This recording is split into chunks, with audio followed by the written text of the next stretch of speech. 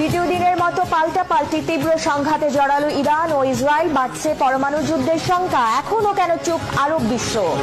Israeli প্রধানমন্ত্রী Netanyahu দেশ ছেড়ে পালিয়ে যাওয়া গুঞ্জন। মাটির নিচে বাংকারে আশ্রয় নিচ্ছে সাধারণ ইসরায়েলিরা। মাত্র 10 মিনিট দেরি করায় বাঁচল জীবন কিভাবে, জানালেন জীবিত ভূমি। তাহলে কি কিছু ক্ষতি বড় বিপদ থেকে বাঁচায়? এটি কি তার প্রমাণ? দ্বিতীয় দিনের মতো পাল্টাপাল্টি তীব্র সংঘাতে জড়িয়ে পড়েছে ইরান ও ইসরায়েল। সময়ের সাথে সাথে বাড়ছে দুই দেশের মিসাইল হামলার তীব্রতা। ফলে ওই অঞ্চলে ছড়িয়ে পড়েছে পরমাণু যুদ্ধের শঙ্কা। একই সাথে বাড়ছে মৃত্যুর মিছিল আর ক্ষয়ক্ষতি। ইরানের হামলায় ফিলিস্তিনের গাজার মতোই ধসে পড়েছে ইসরায়েলের ঘরবাড়ি।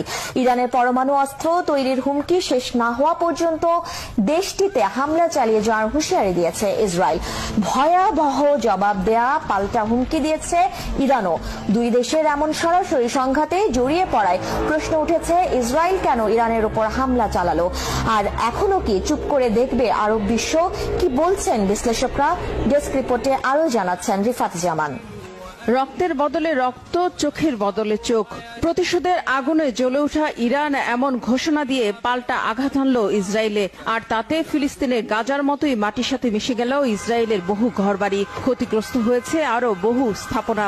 ইরানের বৃষ্টির মতো রকেট আর মিসাইল হামলায় এ পর্যন্ত 4 জনের মৃত্যুর কথা স্বীকার করেছে ইসরায়েল। আহত হয়েছে আরো বহু ইসরায়েলি।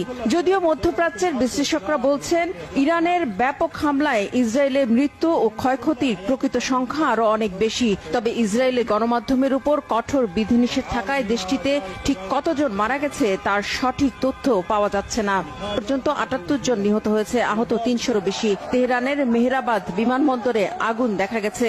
এমন অবস্থায় দ্বিতীয় দিনের মতো পাল্টাপাল্টি তীব্র হামলা ও সংঘাতে জড়িয়ে পড়েছে ইরান ও ইসরায়েল। বন্ধ ইরানের সব আকাশসীমা। ইরান যদি ক্ষেপণাস্ত্র হামলা চালিয়ে যায় তাহলে তেহরান পূর্বে বলে হুঁশিয়ারি দিয়েছে ইসরায়েল। কঠোর জবাব দেওয়ার পাল্টা হুমকি দিয়েছে ইরানও। ফলে বাড়ছে পরমাণু যুদ্ধের শঙ্কা। প্রশ্ন উঠেছে, আমেরিকার মিত্র ইসরায়েল কেন হঠাৎ ইরানে হামলা চালালো? কেন এখনো চুপ করে আছে আরব বিশ্ব? এই সংঘাত পুরোপুরি যুদ্ধে রূপ নিলে কি ভয়াবহ পরিস্থিতি হবে গোটা মধ্যপ্রাচ্যের? পারমাণবিক স্থাপনার হামলার ভয়াবহ পরিণতি কি বিশ্ব সামাল দিতে পারবে? পরমাণু যুদ্ধের ফল কতটা ঝুঁকিতে ফেলে দেবে গোটা বিশ্বের জনজীবনকে? নিরাপত্তা বিশ্লেষকরা বলছেন, ইরানে হামলা ইসরায়েলকে ভয়াবহ বিপদে ফেলে দিতে পারে। তারা বলছেন, অপারেশন রাইজিং লায়ন নামে যে অভিযান ইসরায়েল চালিয়েছে ইরানের উপর তা নজিরবিহীন। 80-র দশকে ইরান ইরাক যুদ্ধের পর এটি ইরানের ভূখণ্ডের উপর চালানো সবচেয়ে বড় হামলা। প্রশ্ন উঠেছে, পরমাণু ইস্যুতে ইরানের সাথে যখন যুক্তরাষ্ট্রের দফায় দফায় বৈঠক চলছে, ঠিক তখন কেন ইরানে হামলা চালালো ইসরায়েল? নিরাপত্তা বিশ্লেষকরা বলছেন, ইরান পরমাণু অস্ত্র তৈরি করছে। এই ভয় থেকেই তাদের পরমাণু স্থাপনা ধ্বংস করতে চাচ্ছে ইসরায়েল। যদিও পরমাণু অস্ত্র তৈরির কথা বারবারই অস্বীকার করে আসছে ইরান। 2003 সালে ইরাকে গণবিধ্বংসী অস্ত্র থাকার অভিযোগ তুলে আগ্রাসন চালিয়েছিল ইঙ্গো মার্কিন বাহিনী। আর এখন মিথ্যা অজুহাত তুলে সেই আমেরিকার মিত্র ইসরায়েলও একই পথে হাঁটছে, যাতে পূর্ণ সমর্থন রয়েছে আমেরিকার। তবে ইরানের পরমাণু স্থাপনা ধ্বংস করা ইসরায়েলের পক্ষে সম্ভব নয় বলে মনে করছেন বিশ্লেষকরা। তারা বলছেন, ইরানের অনেক গুরুত্বপূর্ণ স্থাপনা মাটির অনেক গভীরে। মাটির স্তর এবং শক্তিশালী কংক্রিট দ্বারা যেগুলো সুরক্ষিত রয়েছে, যা ধ্বংস করার মতো অস্ত্র ইসরায়েলের কাছে নেই। ফলে ইরানের শীর্ষ বিজ্ঞানীদের ব্যাপক হত্যার মাধ্যমে কেবল দেশটির পরমাণু কার্যক্রম কিছুটা পিছিয়ে দিতে পারে নেতানিয়াহুর বাহিনী, কিন্তু পুরোপুরি থামাতে পারবে না। কারণ যতক্ষণ পর্যন্ত ইরানের সরকার টিকে থাকবে ততক্ষণ পর্যন্ত তা আবারও নির্মাণের চেষ্টা করা হবে।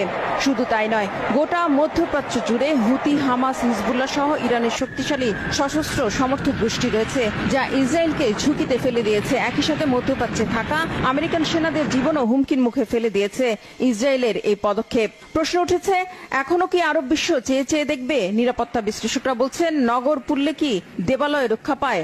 আর এটা কি আরব বিশ্বের অন্য দেশগুলোর অজানা? পুরোদমে যুদ্ধ ছড়িয়ে পড়লে মধ্যপ্রাচ্যের অন্য দেশগুলো কি রক্ষা পাবে? আর পরমাণু অস্ত্রের ব্যবহার হলে তা মধ্যপ্রাচ্য তো বটেই, গোটা বিশ্বকেই হুমকির মুখে ফেলে দেবে। বিশ্বজুড়ে বিশ্লেষক ও নীতি নির্ধারকরা এই সংঘাতের সম্ভাব্য পরিণতি নিয়ে তাই গভীর উদ্বেগ জানিয়েছেন। এদিকে ইরানের তীব্র হামলার মুখে ইসরায়েলের প্রধানমন্ত্রী বেনিয়ামিন নেতানিয়াহু দেশ ছেড়ে পালিয়ে গেছেন বলে গুঞ্জন উঠেছে। মাটির নিচে বাংকারে আশ্রয় নিয়েছে ইসরায়েলের বহু সাধারণ মানুষ। আর ইসরায়েলকে সমর্থন দিলে মধ্যপ্রাচ্য থাকা যুক্তরাষ্ট্র, যুক্তরাজ্য ও ফ্রান্সের সেনা ঘাঁটিও সত্ত্বেও জাহাজে হামলা হুমকি দিয়ে রেখেছে ইরান। হিজল জুবাইরের ডেস্ক রিপোর্টে বিস্তারিত। অপারেশন ট্রু প্রমিস 3-র প্রথম দফার মিসাইল হামলায় ইসরায়েলের অন্তত 150 লক্ষ্যবস্তুতে আঘাত হানার দাবি জানিয়েছে ইরানের বিপ্লবী গার্ড বাহিনী আইআরজিসি। আইআরজিসির অন্যতম শীর্ষ কর্মকর্তা ব্রিগেডিয়ার জেনারেল আহমদ ভাহিদির বরাত দিয়ে একথা জানিয়েছে ইরানের রাষ্ট্রীয় সংবাদ মাধ্যম প্রেস টিভি।